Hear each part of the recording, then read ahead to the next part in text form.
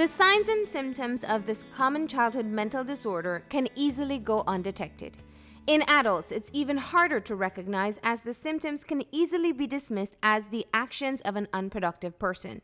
But in reality, the struggle to overcome the disruptive symptoms of this neurobiological disorder can be very frustrating for those who may not even know that they're affected.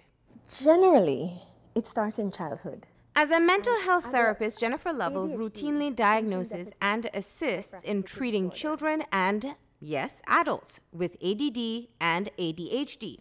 Lovell herself has lived with ADD for over 2 decades. Okay. ADD, attention deficit disorder, right? This is a person, there's no hyperactivity. So this individual basically may be very forgetful, easily distracted. Oh my God, can I tell you about that? These are folks who basically will forget things. They leave the house to go to the market, but on the way to the market, will totally forget that they're supposed to go to the market, and they'll divert and be all over the place and go back home and never pick up the things they went out to from the market. They're always late for things. Get up very, very early in the morning to get somewhere for, say, a 10 o'clock meeting. They'll get up at 5 o'clock, get ready, have everything ready, and then get distracted in the kitchen because, you know, they forgot to do something. And they'll get distracted in the kitchen. And then all of a sudden they look up and it's like, oh my gosh, I have a 9 o'clock meeting. And here it is, it's 8:30, and they're running out, trying to go, and then they can't find the keys, they can't find all the stuff because of the forgetfulness, misplacing things, the lack of focus. The ADHD person has the hyperactivity included. And those folks are going to be your people also still really highly distractible. That's the part of it, is the distractibility. The impulsivity, they'll jump up and do things. Just jump up and take off and go somewhere and leave their things that they're supposed to be getting accomplished and things to be done.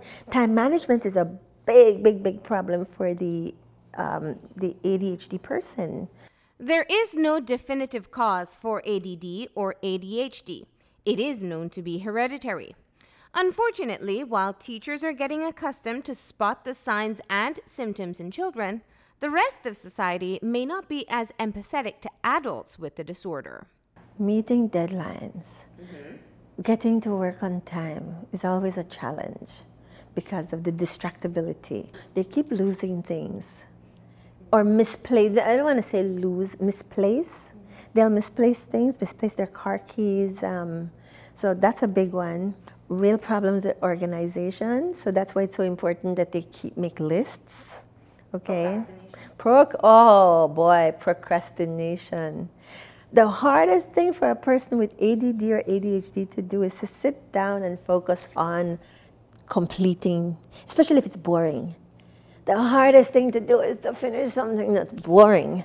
If you look at the ADHD brain and you look at the normal brain, you should see the activity on the brain. Just the normal brain does not have all the bright yellows and the bright reds of all the activity that's going on in the brain.